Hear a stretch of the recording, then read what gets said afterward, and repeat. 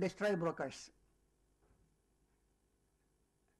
because brokers have become an important element in real estate transactions. Even companies as big as Tata's, Birla's, they want huge land, they want property. Where will they go? They cannot go to the income tax officer for, say, give me land, or to the registrar. So they have to approach these people. And these people try to take power. So many things they do. And Tata's being powerful, they feel that they can manage the situation in any manner they like. And I have seen that even professional people like us have turned brokers. Because Tatas want a qualified broker. And I came to know of these very interesting methods when the chartered accountant approached me.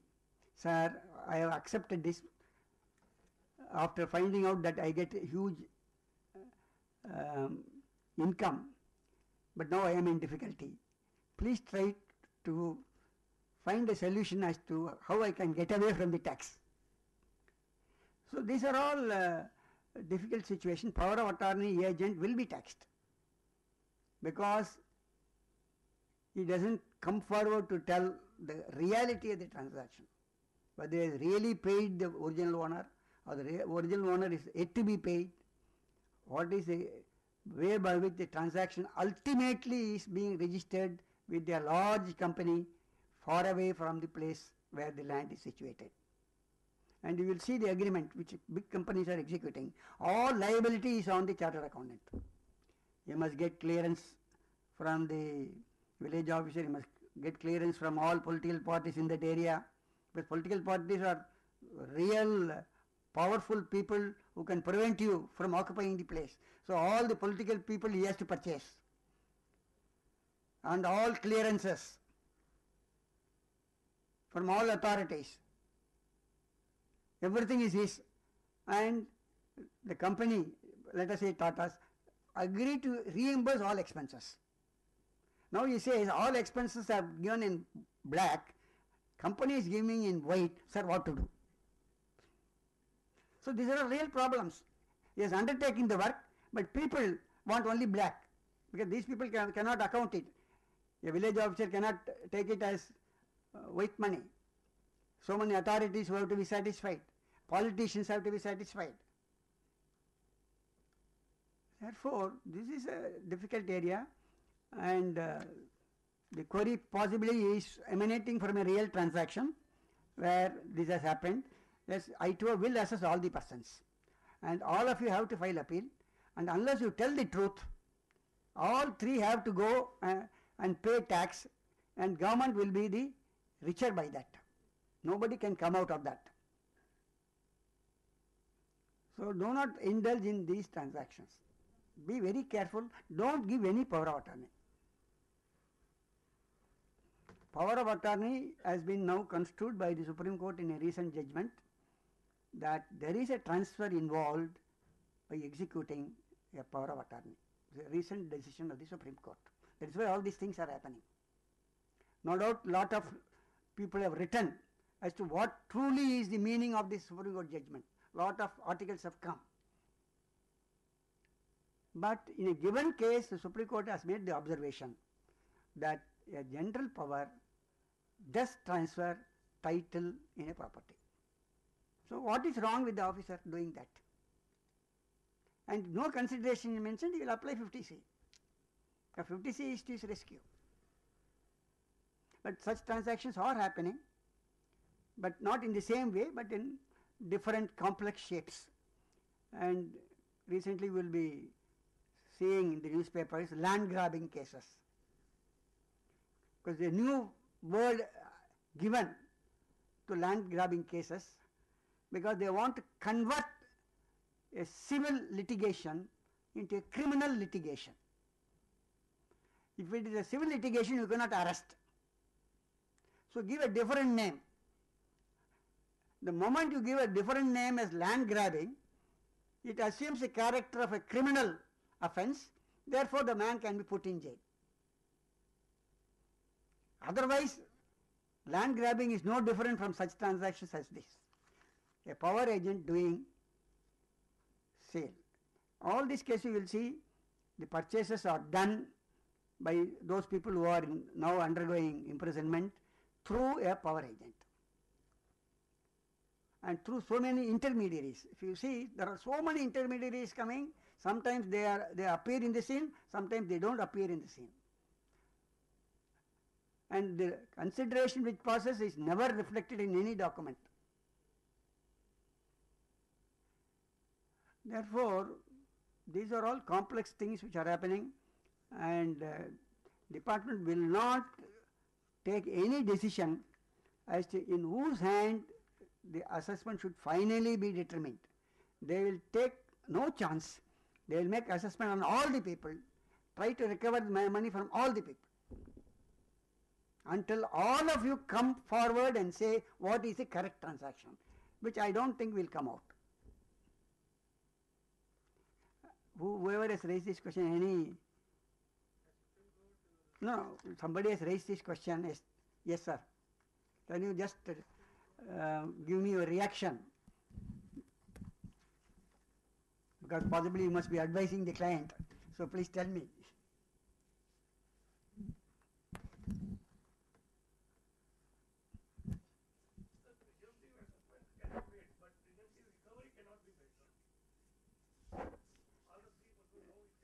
You can only tell in this room, not outside the room. Yes. Thank you for taking the question. It is a real case, sir. No, I know. Just I see in any subject some interesting situation should be created. Otherwise, people will not listen. They are all tired, So I have to tell something and then come back. Okay. Tell me. This really happened. It is really happening.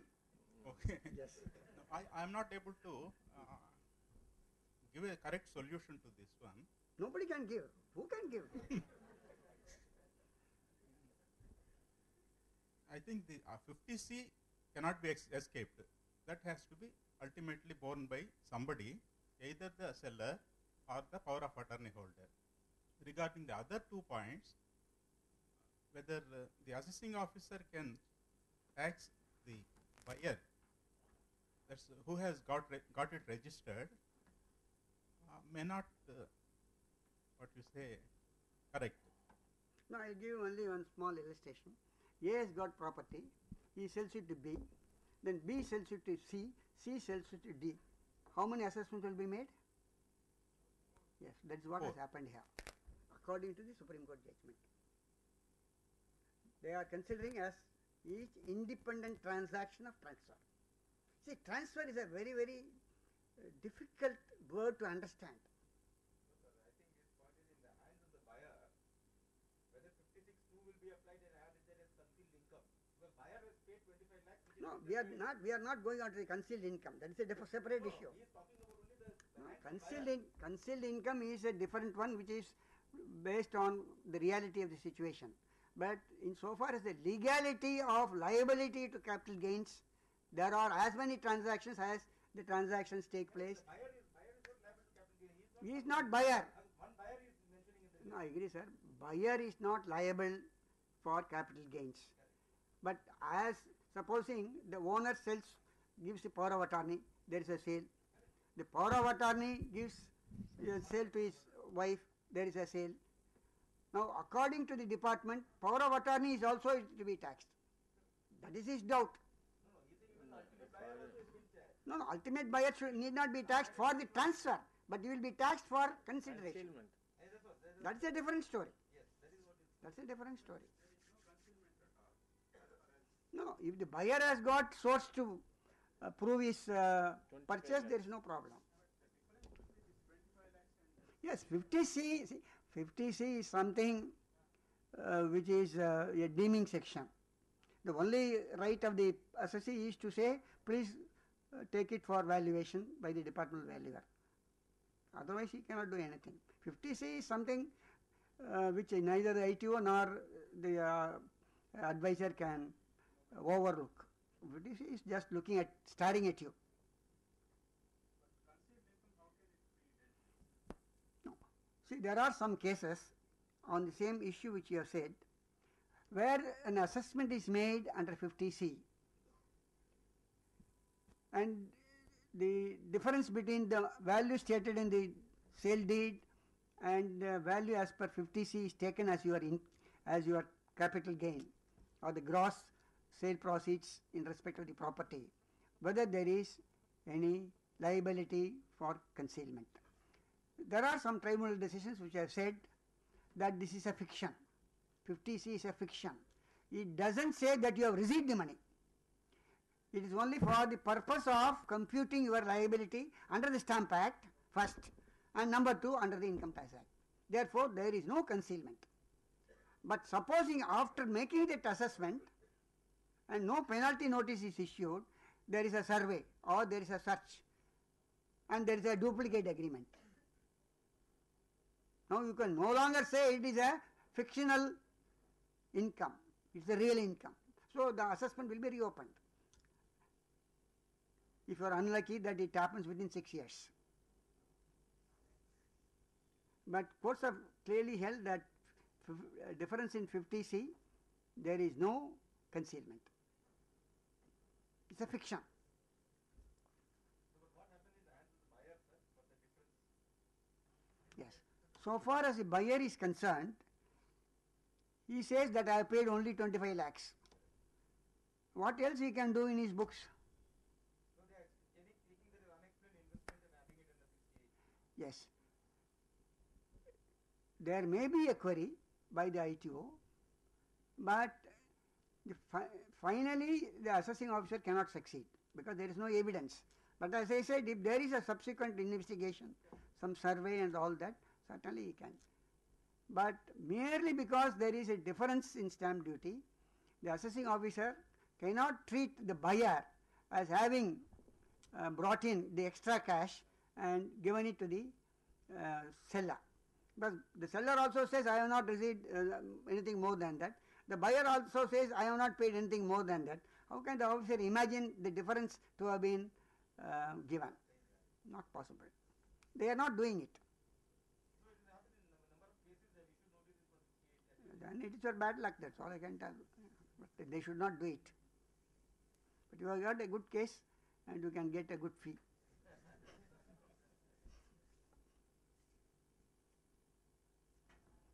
Anything?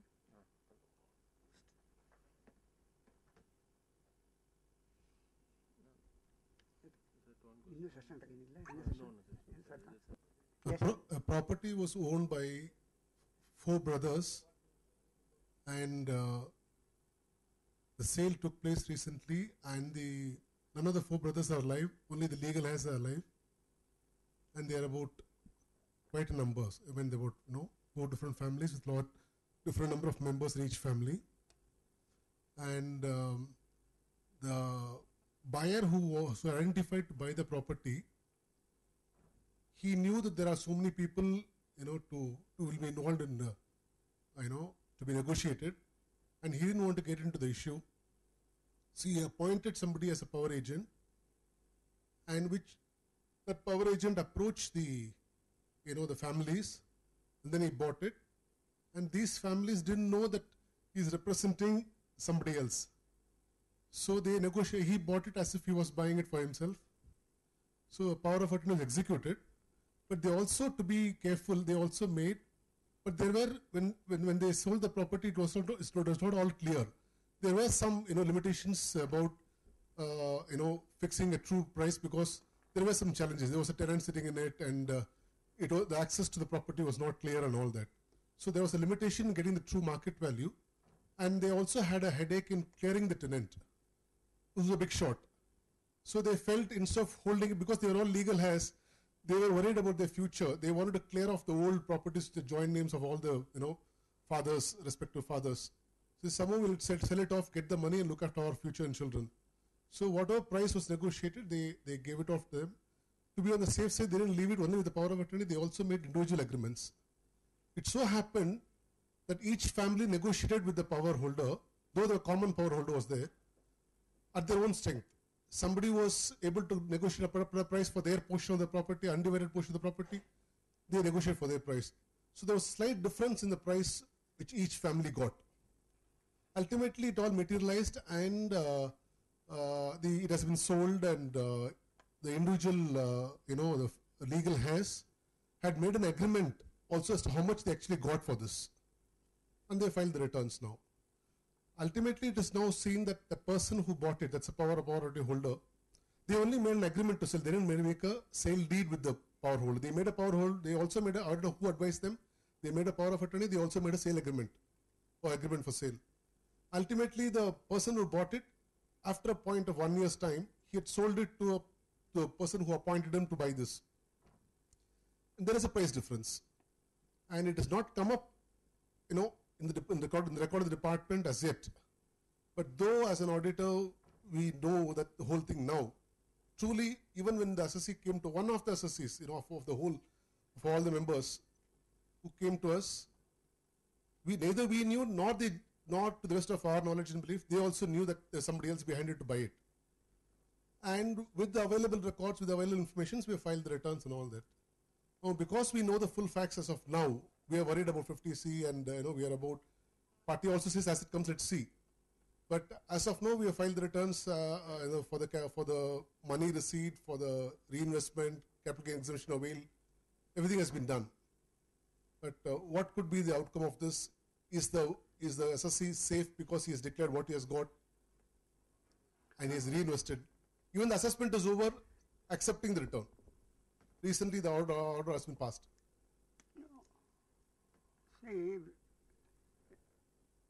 your query requires reading all the papers exchanged between several parties. So unless we can go through, one should not come forward and say which is correct and which is wrong. But such situations have arisen in respect of transactions. For example, in the case of real property, the rule in our country is that a written document is less creditworthy than the spoken word relating to the property.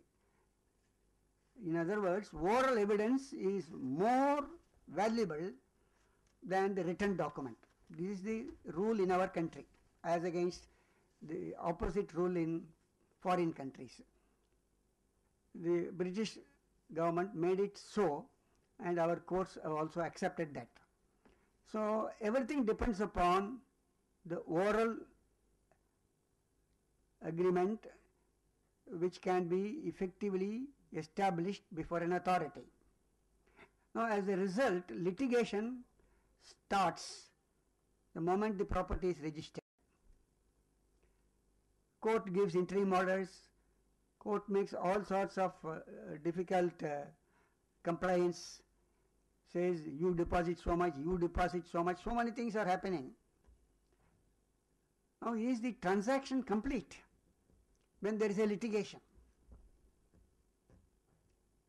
I have taken money, but not the full money. But in the meanwhile, somebody else says that you agreed to sell it to me orally on such and such a time at such and such a place, and so was present who heard this conversation, and he is my witness. And court accepts that, saying that yes, possibly there is an agreement to sell. So he is the real buyer, who should be the person who should be, the property should be registered in his name. So these are all practical problems which are coming up, and we cannot have a very general answer, but there are cases where they say that where the transfer itself is questioned in a litigation before a court, and certain interim orders are passed on that dispute, then liability to capital gains will arise only when the issue in the civil court is finally settled. because nobody knows which is correct.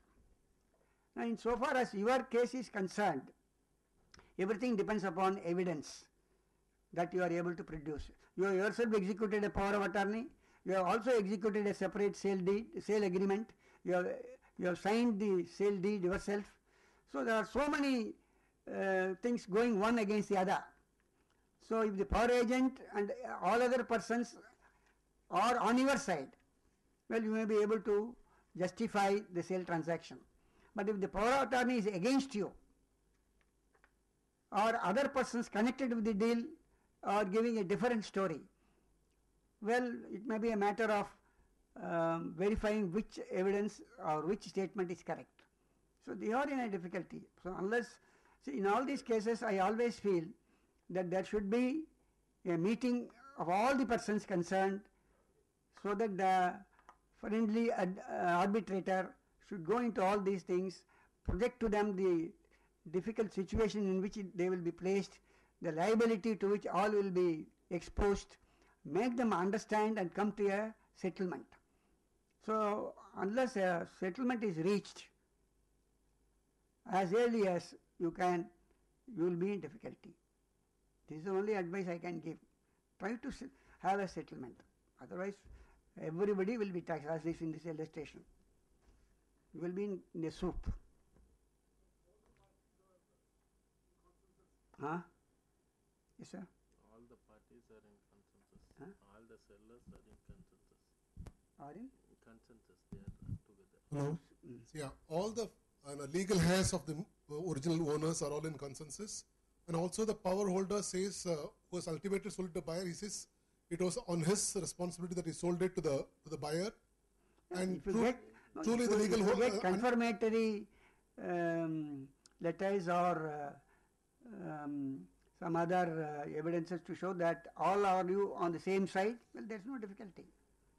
yeah, But because where they one will- or two are not cooperating, there will be a problem. no, for their own reasons of risk, they are all together. Okay, then there is They are no strongly problem at together. all. The power holder is All of also them are together, there is no problem at all. Even What the is your problem if all of them are together? now, invoking 50C, which was there's a price 50C difference. you and I cannot rub off. The difference between You cannot rub off because it is there. And Madras High Court has held that it is constitutionally valid. the difference between agreement of sale and actual sale price. Yes. See, if the agreement is found which is different from the sale deed, agreement will have priority. But if 50C is more than the agreement, 50C will have priority. The highest of all the three will be the factor for determining your capital gain. Thank you, sir. Thank you.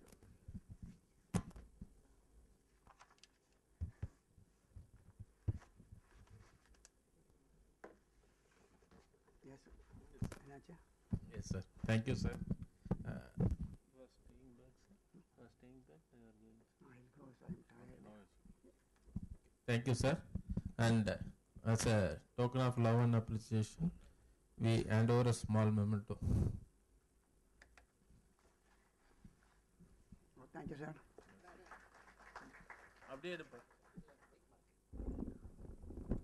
Please note that it is liable to income tax. Any gift received is liable to income tax. May I now invite dear Venkatesh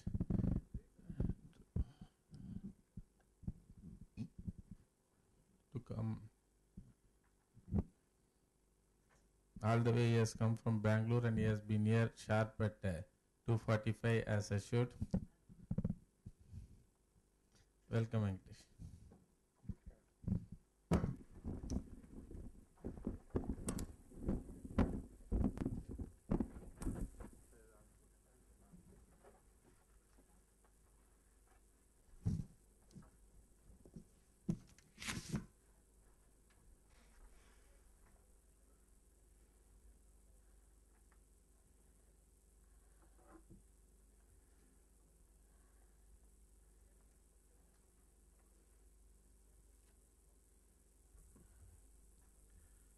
Vanakkam, we are on time and it is 3 now. 3:30. Yeah, that is the right time, sir. To just wake up the people who are otherwise. Okay. And this is the time to have the last session of this refresher course. And we have none other than C.A. D.R. Venkatesh, who is a commerce graduate from Mysore University and law graduate from Bangalore University. He has done his articleship in MSSV and Co. Chartered Accountants, and after his qualification joined the same firm as the partner. He is also associated with Karnataka State Chartered Accountants Association as a treasurer, joint secretary, vice president, and finally as a president in the year 1998-99. He is the author of the book on tax deduction at source. He has addressed teleconference at New Delhi on tax deduction at source. He is a resource person for the management development program conducted by the Institute of Chartered Accountants of India for executives of public sector undertaking, which is very much happening in Bangalore. Year after year, they are developing on this very much. And he is born in an agricultural family in the state of Karnataka. He is a Rotarian. He was the chartered treasurer of Rotary Bangalore South Parade. Whenever a chartered accountant goes to any Rotary club, immediately he is getting caught and posted as the treasurer of that club. That is what happens in Rotary. And we have T.R. Venkatesh for the session, which is the last in the refresher course. 1 minute.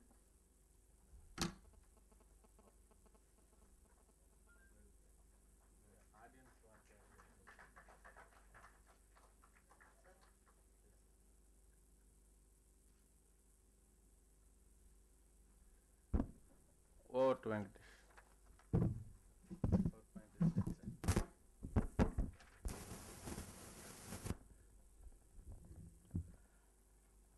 Friends, at the outset, I'll thank the organizers of the refresher course and the chairman in particular for inviting me to speak.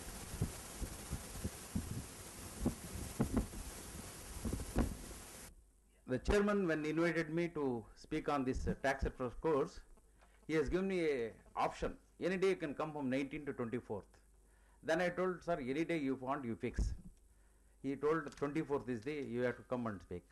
I thought 24th means is maybe in the afternoon. I now knew that it is the last session of the tax refresher course. Friends, I know I am having a lot of difficulty in now. There are 3 difficulties I have to face. This is the last session. I know all of you are sitting from morning 10 o'clock. Already 7 hours you are over. Number 2, the learned speaker and senior speaker of the profession, V. Jagadish spoke. After that, asked me to speak. I think a very difficult task. Anyway, I will try my best level to do whatever the job allocated to me. Friends, actually my pet subject is tax deduction source. For information, this is my 154th presentation before the chartered accountants on the tax deduction source. This is the 3rd time I am coming to the same hall on the same topic. Friends, as you know, the 38% of the tax collection comes by way of TDS. Today, whatever the budget fixed for the financial year 11-12 of 5,32,500 crores, out of which our finance minister is expecting around 38% of TDS. Next, you come to the other, from 1985 onwards, each finance minister is amending the TDS provisions, making elaborate payments to cover the TDS provisions. Each year, if we see that, every year there is an amendment to the TDS provisions. Each year some change, enlarging definition of payment, see that cover TDS. Next come to the, any item in the chapter 17B. If you take any model profit and loss account or a model income expenditure account, all the debit side of the profit and loss account is covered by TDS provisions. Then after the introduction of 40A1A, a disciplinary provision, it says that if you not deduct tax at source, expenditure will be disallowed. Very serious. As a businessman, now they know this, the 40A1A. Now you ask any businessman, they are very clear, sir, you deduct TDS, first they will ask. Because there is going to be heavy tax outflow because of the non-deduction. Next, if you come to the admission side, now in the all the commissioner of TDS had a conference in Delhi recently. They come out with to create a more commissioners TDS. I think 13 commissioners posts are created. I think in the city like Chennai and Bangalore, we are going to have more commissioners. Each section one commissioner. Now we have only commissioner TDS. I am going to be chief commissioner TDS. Then you have commissioner TDS salary, commissioner TDS commission brokerage, contract, like that. Each section will have one commissioner. That is going to be right, because there is a more collection from this TDS area. With this background, actually our chairman told me to speak on the defaults relating to tax deduction source. I thought, when addressing a chartered accountant, you all know rate of TDS, how to deduct, when to, that I don't want to discuss. I want to just cover what are the defaults you commit in the chapter 17B. Therefore, I have taken a discussion for the day. What are the compliance to see that no defaults under chapter 17B? That I have to discuss first. Compliance. What are the compliance you have to do in chapter 17B or under the rules to avoid defaults? If you do a non-compliance, that leads to defaults. If you default, what are the defaults you can do in chapter 17B? Because if you default, what are the consequences? That I am going to discuss. And finally, I will give my conclusion how you have to deal with the chapter 17B. You know, in chapter 17B, we have from section 192 to 206 AA. We have 42 sections dealing with TDS. And we have some around 22 rules directly dealing with TDS deduction remittance. But as you know, the income tax is a complicated piece of legislation. We have a 766 sections, 305 rules, out of which 656 sections is relevant to the assessment year 11-12. You want to be compliant with the Income Tax Act, you should be familiar with all these provisions, familiar with all the rules. Then only you can say, you can advise your client that you will not violate any provisions of the Income Tax Act. With this background, we will go to the what is the compliance. In the compliance, first I have taken PAN. Now, taking a PAN is also one of the compliance. You should have a PAN. I will discuss that. After that, we will go to the deduction. After obtaining PAN, next is deduction. Then I will discuss the remittance issues. Then filing of quarterly returns and certificates issue. These are the compliance procedures. PAN. As you know, section 139A says that the person who is liable to income tax has to obtain a PAN number. You have to obtain a PAN number. You make an application under 49A, form number 49A, and obtain a PAN number. But even though you are not liable for income tax, now under the rule, and also they made in section 206AA, you have to obtain a PAN. Even though you are not liable for income tax, you are not required to file return of income, but you are receiving any payment which will be subject to TDS under chapter 17B, then you have to obtain a PAN number. That is the compulsory under 206AA. But very recently, notification 56/2011, dated 17th October 2011, effective from 1st November 2011, they made this application of form 49 in two parts. 49A related to residents, 49AA that relates to non-resident.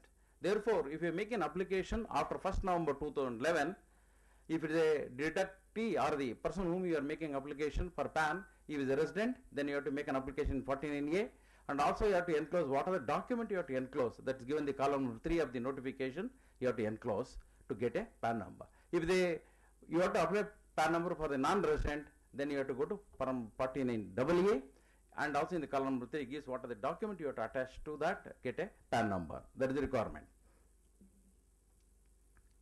That is what I mentioned in the next slide.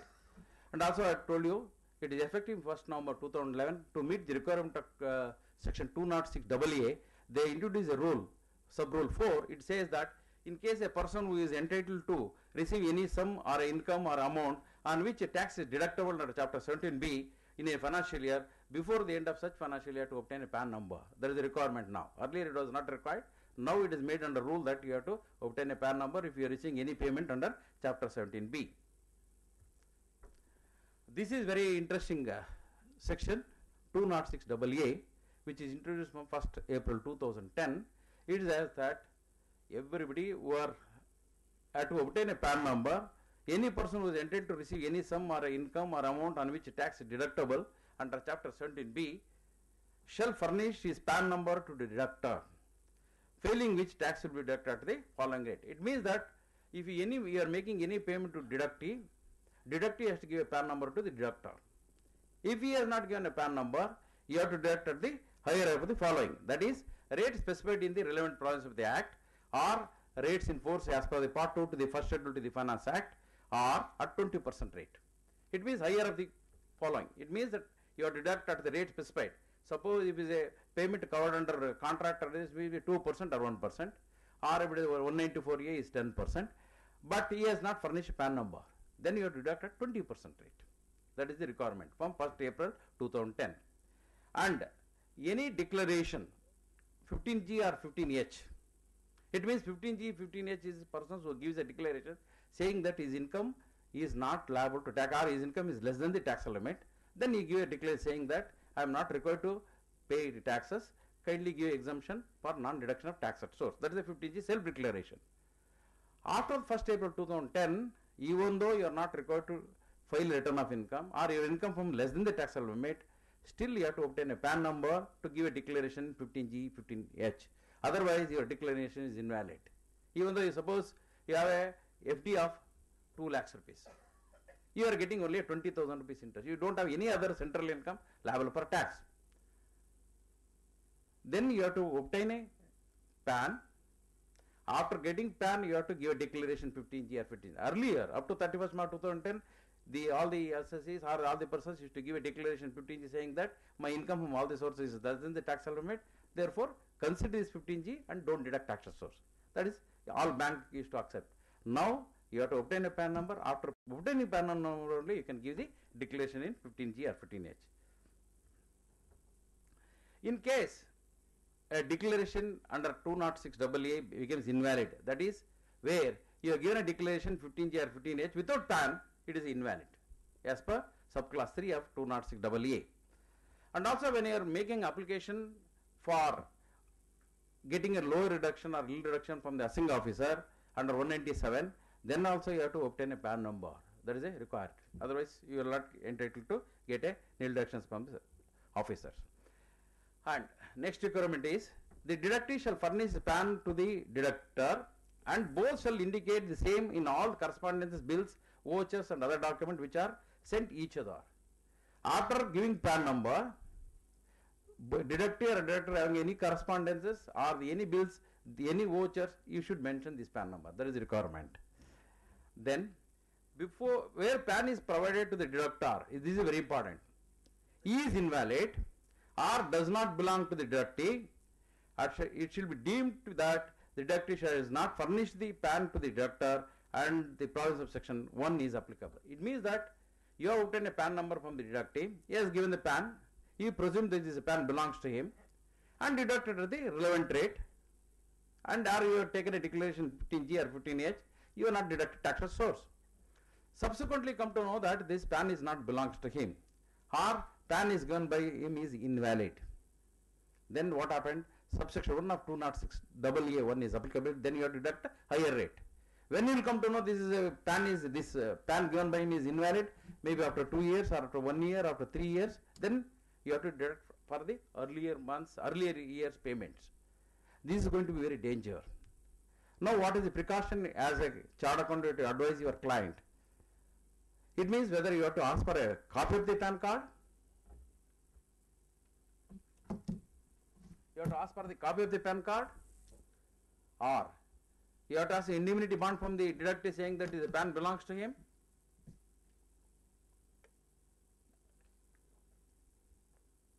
Now he as a deductor has an obligation to see that it is a PAN belongs to the deductee and it is a valid PAN. It means you have to verify before, after accepting the PAN, you have to verify whether it belongs to him.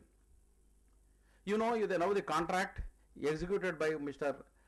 X is a proprietor. His trade name many Messrs. Enterprises will be there. He will say that I have entered into a contract. Suppose I have Mrs. Enterprises. Mr. A is the proprietor. He gives a PAN number. We don't know whether this enterprise is a partnership firm. He says it's a proprietorship. Based on this, you have gone enter into contract and you made the payment. That PAN number is not belongs to it, belongs to maybe HF capacity. He has given wrong of individual capacity or HF capacity, vice versa. Then the deductor is liable to deduct at higher rate and all the interest, all the other consequences follow.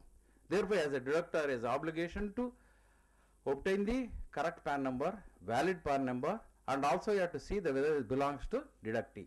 This is the obligation cast on under 206 EE. Next is another practical problem arises in this is, take for example, this financial year 11-12, the deductee has not given a PAN number. First quarter he didn't give, second quarter he didn't give. You have deducted at higher rate. You have followed very strictly, you have deducted at 20%. In the third quarter, in the month of December, he comes says that I am having a PAN number, now I obtained a PAN number from the department, this is my PAN number. Whatever I deducted earlier at a higher rate, please refund it, whether it is possible. Now within the financial, he comes and say that now I have obtained a PAN number in the third quarter. He says that, sir, I have now obtained a PAN number. In the earlier 2 quarters, you deducted a higher rate of 20%. Suppose he is a contractor, you are supposed to deduct only 1%, but you have deducted 20%. He says you give me return 19%, whether it is possible to return it. Whether it is possible? No. Or he says another alternative, next question. See, you have deducted the higher rate already, and third quarter and fourth quarter, you adjust whatever excess deducted in these 2 quarters, whether it is permissible. He says total contract in a year is maybe so many lakhs. You are supposed to deduct 1%, already you deducted 20%, therefore you already excess deducted, therefore in future payment don't deduct, whether it is acceptable. No. It means that whatever you already deducted or remitted to the government, you cannot change. Only in future payments, you can rely on the PAN number furnished by him and deduct and according to the provisions of the Act. Therefore, this 206 EE casts as the extra obligation on the part of the deductor, collect the PAN number, verify the PAN number, validity of PAN number, these are all the obligation now. Take for example a big industry having a contractor, transport contractor or the other contractor, it runs for so many thousand people. Therefore, when in section 206 EE was introduced, I was addressing one of in-house program of a big company. I was telling that you have to create a new post. You have a general manager HR, general manager production, general manager finance. You should open another called general manager TDS. His job is to verify only PAN, validity of PAN number, all these things. This is going to be, I am a consultant for a very big group called Jindal factory in Karnataka. They have a 15,000 transport contractors. Imagine how much they have to take time to verify this validity of PAN number, whether it belongs to him, all these things they have to verify. It is extra obligation cashed on the deductor without any remuneration. Suppose you do mistake, you have to pay extra again to the department. You have to pay interest, you have to pay penalty, all these things arises. Therefore, I think this is extra obligation. Anyway, this is after obtaining PAN number. Next is when to deduct tax at source. You have to deduct at source or the payment or credit whichever is earlier. Very clear, all the provisions of chapter 17b says that you have to deduct at the time of payment or credit whichever is earlier. Only in the 6 provisions, 6 sections, section 192 salary and 194b and 194bb and 194l and 194la, this is where this only on payment basis. All other sections are payment or credit whichever is earlier. Credit, whether you credit to the party account or current liability account or outstanding liability account or whatever the name you call, once you credit, automatically it is attracted. That is what you have to be careful. What rate you have to deduct tax at source? You have to deduct tax rate is, thanks to the finance minister, in 2009 he has removed education cess and surcharge. Otherwise, earlier you used to calculate what is the basic rate, on that you have to add education cess, add surcharge, all together it comes to 2.66. If you do mistakes when you are calculating, again you have a short deduction, again you have a demand, all these things. Now at least thanks to finance minister, he removed surcharge and education son and TDS payments. You have to go to the respective sections, see what rate you have to deduct tax at source. Most of the sections prescribe what rate you have to deduct tax at source. 194C, 194J, 194I, all these sections prescribes 1%, 2%, 10%. The rate is prescribed in the section itself. Suppose it is not mentioned in the section, then you have to go to the first schedule to the Finance Act in that part 2. For the current year, you have to go to the Finance Act 2011, see the part 2, it gives the what rate you have to deduct tax source for the current financial year. That is the part 2. In case of salary, you have to go to part 3. And if you are deducting under section 195, you have to go to part 2 to the first schedule. No surcharge, no education cess, only in case of payment to a non-resident. Then you have a surcharge and education cess, not for other cases. Next is remittance. When you have to remit the TDS. From 1/4/2010, a rule is recasted, all the rule 30, 31, 31, 38, 31AA recasted, and they have given a new term schedule. Now if the deductor is a government, earlier to 1/4/2010 was on the same day. Now they made it into two category. If the deductor want to pay without challan by a book entry, then on the same day you have to remit. Same day you have to remit. But government deductor opt to go by payment of by a challan, by a check, or by online payment, then you have to pay on or before 7 days from the end of the month in which deduction was made. It means you have to, like any other deductor, you have to remit on or before 7th of the subsequent month. That is even for March also. Even for March also, government deductor you have to remit on or before 7th of April. But in case of other deductors, go to see the, here is the deductor is other than government, last month of the year, any deduction related to the last month of the year, it is March, on or before 30th day of April, where the income or amount is credited or paid in the month of March. Whether it is a provision or a payment or a credit entry passed in the month of March 2000 of a year, that remitting due date for remitting the taxes is before 30th April. During the year payment, it means any deduction related to April to February, you have to remit on or before 7th of subsequent month. With a special permission from the Joint Commissioner, these payments can be made on a quarterly payment. That is salary under section 192, interest under 194A, and insurance commission under 194D, or commissioner brokerage under 194H can be remitted on a quarterly basis with a prior permission of the Joint Commissioner. What is a quarter? Now they made very clearly quarter means, earlier we had a different quarter for different payments. Now all these payments, 4 payments, quarter is this. Quarter ending June, you have to remit before 7th of July. It means April to June, all the deductions you can remit before 7th of July.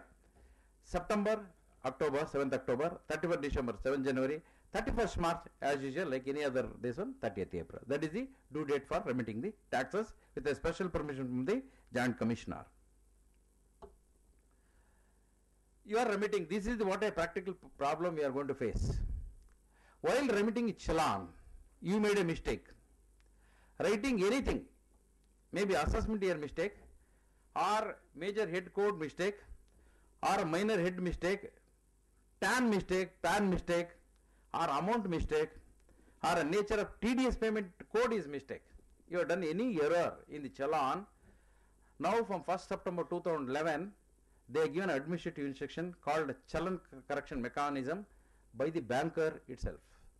That is the time schedule they fix now. It says any error, that is assessment year you have done a mistake. You have wrongly mentioned assessment year. Instead of assessment year 11-12, you have mentioned maybe, instead of assessment year 12-13 for the current financial year challans, suppose you have mentioned financial 11-12, instead of writing assessment year, written financial year in that 11-12. Then this correction you want, you go to the banker, you can make this correction. In case of major head, instead of paying taxes, whether the deductor is a company or a non-corporate, you are wrongly ticked. That is a major code mistake. Or minor head mistake, instead of paying minor head mistake 194C for the code for contract payment, 194J for the professional payment, you have done a mistake. By code mistake, writing the section you are wrongly quoted. Then it is called minor code mistake, then you also can make a correction. Because otherwise you will have a problem at uploading 26Q. or you are quoted wrong TAN or rank PAN, that time also you can go and correct it. Amount, any wrongly you written amount but correctly written in a check, then you can go to make the correction in the amount. And code, I told already TDS code, you can go. What is the time schedule? The time schedule fixed is for the bank within 7 days for all these first. TAN mistake, PAN mistake, within 7 days you have to make a correction. Assessment year correction within 7 days. Amount mistake within 7 days. But other than that, major head, minor head or a nature of payment corrections, within 3 months you can go and correct it. In the challan, within bank, this is only bank. This time schedule is fixed for bank. This time is already exhausted. Already 7 days over or 3 months over in case of the other fields corrections, then you have to go to the assessing officer or a TDS officer. In case of TDS payment, you have to go TDS officer and make the correction. What is the procedure of correction is they given very clearly. What are the conditions you have to fulfill? First condition you fulfill. Correction in the name is not permitted. You want a change of the name of the deductor is not permitted. Minor head and assessment year together cannot be changed. Minor head and the assessment year together cannot be changed. They are given some conditions. You can change only minor head or assessment year. Together it is not permitted. Both is not permitted. TAN and PAN correction will be allowed only if the name in the challan matches with the name as per the PAN or a TAN. Then only you are entitled to correction. Change in amount will be permitted only if it is not different from the amount actually received by the bank and credited to government account. Then the amount is possible to change. Next, for a single challan correction will be allowed only once. You cannot make one day one correction, next day one more correction is not permitted. One challan, only one correction. Not 2-3 corrections is not permitted. But all corrections only one application you can make, but not 2 applications for same challan 2 times is not permissible.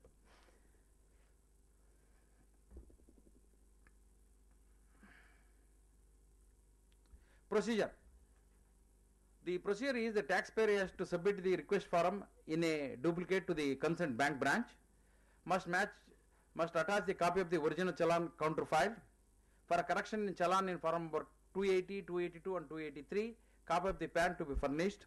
In case of a correction desired for a payment made by the taxpayer other than the individual, original authorization along with the seal of the non-individual taxpayer is required to be attached to the request form. In case of partnership form or in case of company, authorization letter to be attached to that request form. Separate form is required for each challan.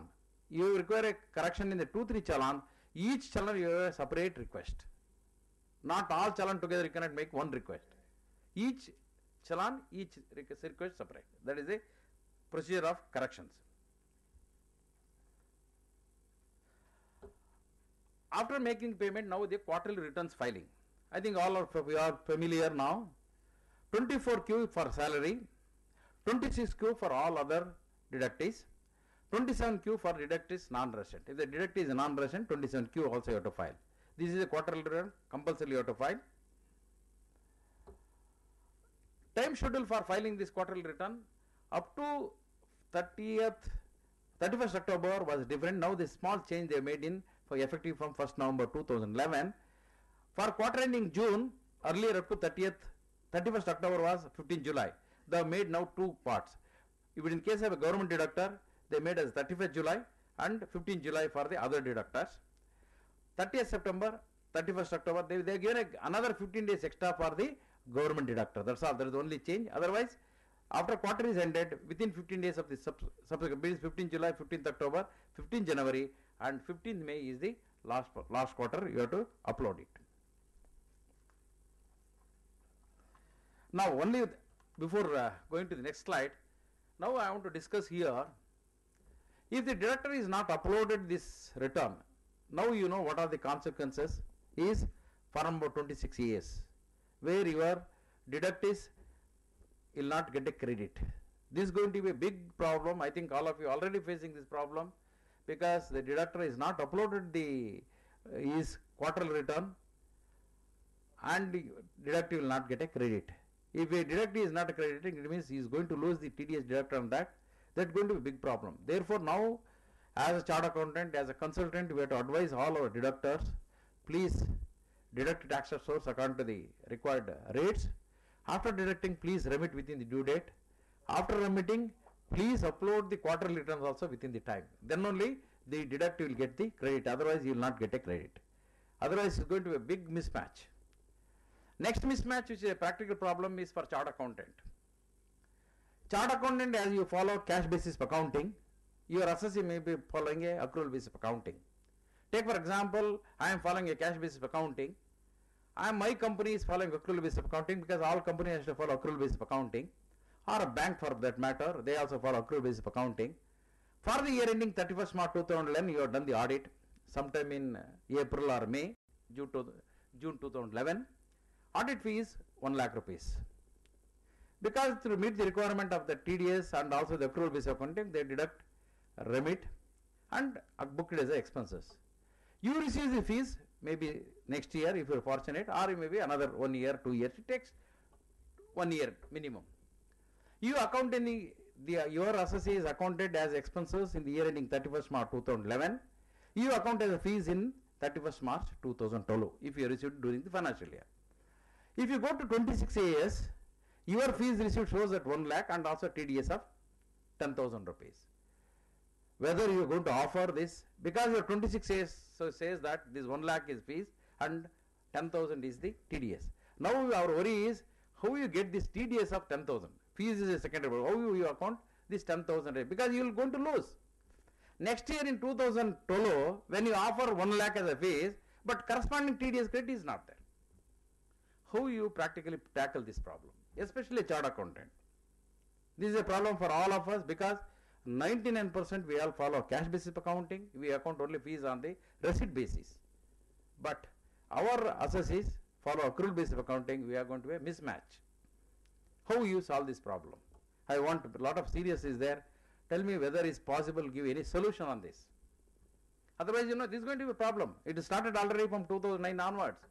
We are going to face mismatch, TDS. Otherwise, you offer in the income in the current year, TDS in the earlier year. How are you going to tackle this problem? This is going to be a big issue. Maybe the person who framed this rule sitting in Delhi, and he said very clearly, okay, you entitled for credit based on 26 years information.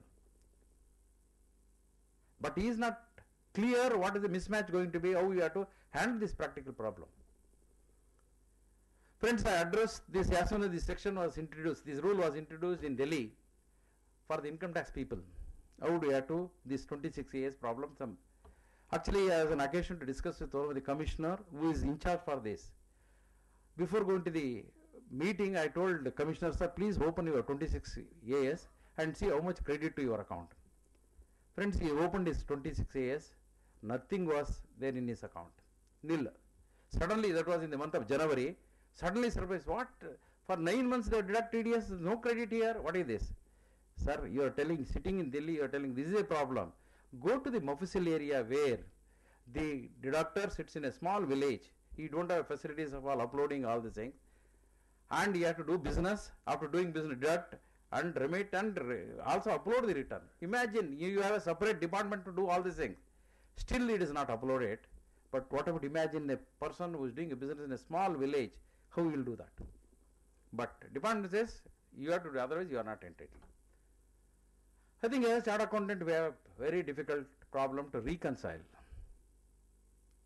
Actually, as per law, they have to see whether section 199 says that very clearly you are entitled for TDS credit only when you offered the income for tax. It means that when you offered this 1 lakh fees as income, during that year you are entitled for TDS credit. That is what law says. Okay. But I am entitled for credit as per the income tax procedure is only when it is appearing in the 26 years. This appears in 26 years, this one is in 31st March 2011, but I offered this as income in the year ending 31st March 2012. How are you going to ask this? Any solution? I think somebody is, to earlier speaker, asking solution. Friends, in the Income Tax Act, very difficult to give an answer to any question. Only we can give our views. Only in mathematics you can give 2 plus 2 is 4. But in the Income Tax Act, sometimes 2 plus 2 is sometimes 22, sometimes 4, it varies. Therefore, I can give my view. Friends, what I am giving is only my personal view. Don't take it as a solution to what I posed earlier. In my opinion, you can offer whatever 10,000 given in the example, 10,000 as income for the year ending 31st March 2011. Take 10,000 as a income for the year ending 31st March 2011. Take full 10,000 as a TDS credit. Then